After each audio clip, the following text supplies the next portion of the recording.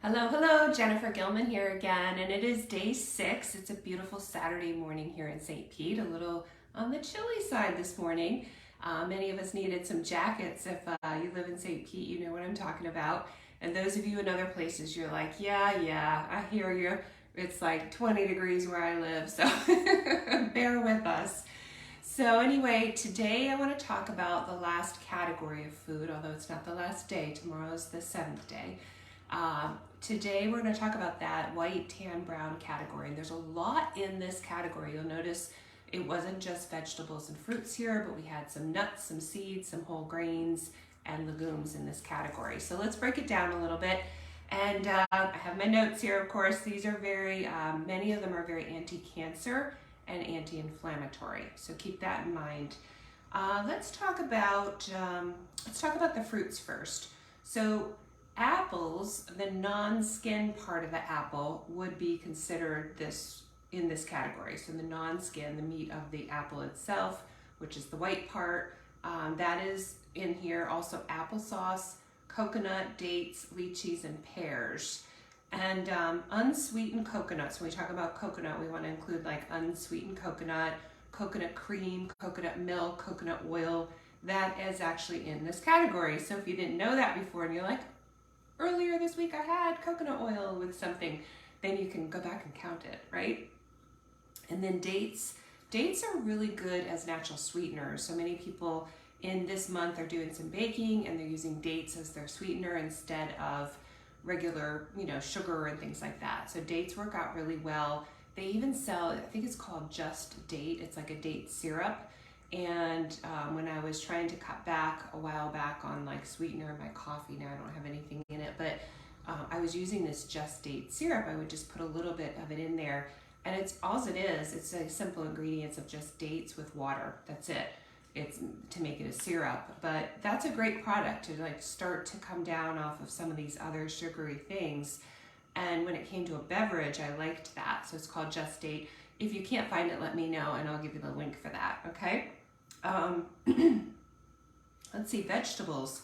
So cauliflower, garlic, mushrooms, onion, sauerkraut, and shallots. Keep in mind that garlic, onion, and shallots are part of the allium family, and anything in the allium family we're looking at is very protective of your heart health and also anti-cancer. Also, these are good prebiotics. So prebiotics help feed the probiotics. So if you're taking probiotics, which I'm a huge fan of because our gut bacteria needs help, so we need more good beneficial bacteria in our gut and establishing what we call good microbiome. And in order to do that, you can't just take probiotic. We need prebiotic fiber. And one way to get prebiotic fiber is from foods. Another is like fermented vegetables.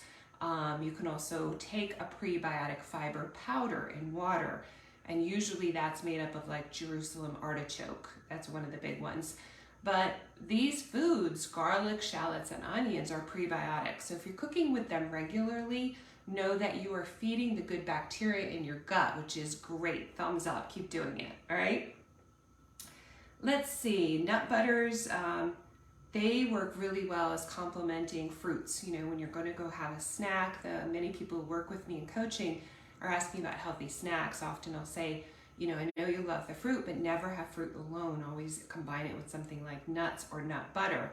And having like a pear sliced up with a little bit of almond butter to dip it in, or to smear that on a little bit, a smear of almond butter on your pear slices is a great idea. It's a really good healthy snack, okay? So that's one idea. Whole grains, you notice we're on there. Now we're not talking about every grain. We're actually talking about really healthy grains. Some of them, if you are gluten sensitive, gluten intolerant, or celiac, you're not going to want to have anything with gluten in it. Okay, so that would of course include the wheat, the spelt, the rye, the barley, okay? So stay away from that, although those are on this list for the people who have no problem with gluten. And then other things, if you follow a gluten-free diet or you feel better when you're gluten-free, you're gonna wanna steer towards brown rice, wild rice, millet, and quinoa. Great substitutes in this category of the white, tan, brown, okay? And then let's see, beverages. I wanted to talk a little bit about this. You notice coffee and tea on there. And you might be like, I've heard so much controversy about this. And it really comes down to, yes, there's great things about tea and actually coffee for in general, the way that it's made up. There's great compounds, there's great plant nutrients in there that can be beneficial. However, the problem arises on an individual basis. Individually, how can you metabolize caffeine? I know from doing DNA testing, that I'm a slow metabolizer. And when I found that out, it put pieces together. I realized, oh, no wonder I thought instinctively, intuitively, that something was going on when I have too much caffeine, that I don't metabolize it well. And it actually came out in my DNA results of showing I metabolize caffeine slowly. And so you kind of have to know how you metabolize caffeine. And there's ways to do that without testing, of just saying, like, how do I feel? Am I too amped up? Is it creating problems? Is my nervous system jacked up? If that's the case, you probably don't metabolize it well. If you feel fine and you can have like a cup of coffee before going to bed, you're fine. You're actually extracting the really good benefits out of that plant nutrient. So that's just a couple ways to kind of figure that game out of, am I good with caffeine or am I not? And it could be phases of life too.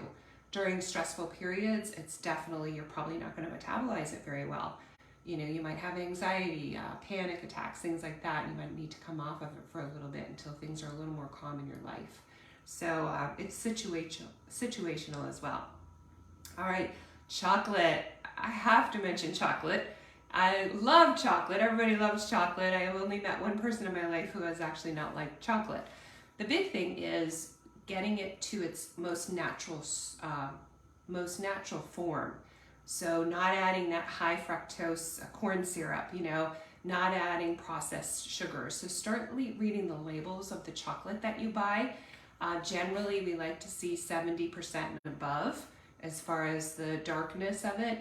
That tends to be a little healthier. It also tends to be the ones that don't have all this junk added into it. So just be careful of that. And then mushrooms have significant medicinal benefits. And some people are taking them as tinctures. Some people, I have actually a coffee that I have in the herbal cabinet that it's a coffee with lion's mane, cordyceps, and reishi mushroom. Fantastic. Those three are amazing. And but you can buy mushrooms, incorporate them into your diet. Shiitake, portobello, cremini, and chanterelle are very good. And many stores have a mix, and I like to do that. Sometimes I'll actually just buy the mix. You can buy it frozen or you can buy it fresh. I usually get the fresh, and I just saute it up with some olive oil or coconut oil, and then salt and pepper. That's it. It's just so easy to bring some of those into your life. All right, so lastly, let's go over a few more ways. I know I've given you some tips on how to bring these foods into your life, but let's go over a few more. Adding cocoa powder to your smoothie, right? You like that one because you like chocolate. Adding brown rice to your cooking and baking. Also the spices, cinnamon, clove, and allspice. Anytime you use those are beneficial. Use dates instead of the sweeteners to sweeten dishes, both food dishes and baking dishes. And then adding diced onion to a stir fry. Drizzle warm tahini over vegetables. You may not have tried that before. If you're vegan or vegetarian, you've probably tried that before. That's a common thing. But maybe, try it out of having a little warm tahini drizzle over some broccoli or some cauliflower. It's quite good. Dipping vegetables in hummus or bean dip, and then just make sure the bean dip doesn't have sugars in it. Adding mushrooms to broths and soups for more flavor, and of course the medicinal impact that those have. And then lastly, sprinkling sesame seeds on a vegetable stir fry. Sesame seeds are great, and seeds in general. The other day I had sunflower seeds and I kind of sprinkled those over my salad. So the last note about nuts and seeds that I definitely want to make sure you know about is store them in your freezer.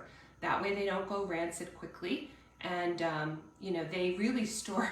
I've been doing this for years. I usually buy in bulk for my nuts and seeds. I always buy raw.